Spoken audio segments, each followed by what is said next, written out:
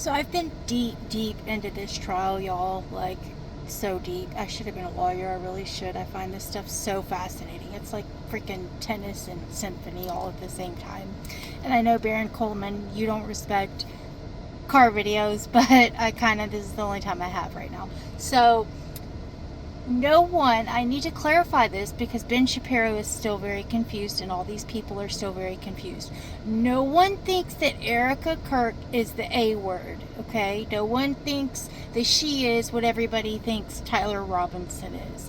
Nobody thinks that, okay? Nobody thinks that she suited up and masked up and weaponed up and crawled on her hands and knees. I mean, come on, just really, nobody thinks that she crawled on her hands and knees in gravel, okay? Nobody thinks that. So stop saying that. You sound ridiculous, okay? It's ridiculous, okay? So now that we have that out of the way, we also have to bring in the fact that the defense has introduced a bullet found on an alternate roof that the prosecution is saying was ejected from a cop's gun, that he just left it there, and that the cop who went to beeline to the Losi Center first came across an empty pistol holster that he just left there because, hey, it's a pistol holster at a shooting. Like, why would you care about that? Why would you give a crap about that? So a random guy with some sort of badge, and I'm quoting this cop who's on the stand, sworn in on the stand, an unknown badge and a sidearm. So he follows this guy. Him and this guy go to the roof of the Losi building directly, and they find a screwdriver. And then guess what happens? This is just so crazy how this always happens. I mean, it's just life, coincidences, right? Coincidences always.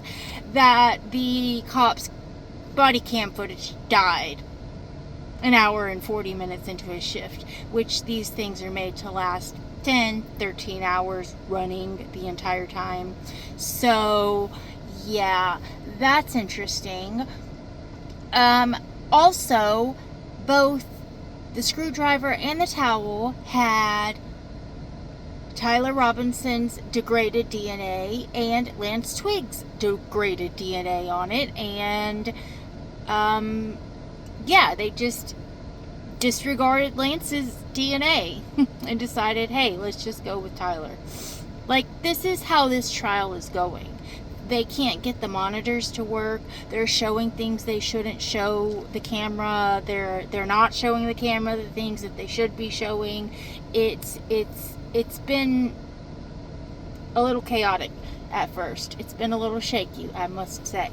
So, I know in Utah, the 1102 rule that hearsay is allowed is just insane. I don't know if any of us were aware that Terrell Farnsworth owns the media company that worked with TPUSA. I think it's called I wish I could remember the name of it. It's in my notes, but I'm in my car, but this is probably why Baron doesn't like the car videos, because I don't have my notes. But he owns it's Vision something, and it is a company, and I'm not 100% sure, but I'm pretty sure TPUSA is their only client. So Terrell Farnsworth owns this, so that's why they're saying he got the SD cards out of the cameras right on the crime scene using the exact chair. Okay, I mean, that's just ridiculous. But yeah, so he had these, and he gave partial copies and 4 different sets of copies digitally and physically to the FBI. The towel was given to the FBI. The screwdriver was given to the FBI. And that's who did all the testing on those. The gun was also, the pew-pew was given to the FBI also, which is also who's doing the testing on those. Why? Because this is a Utah case. Makes no sense. So that's very interesting.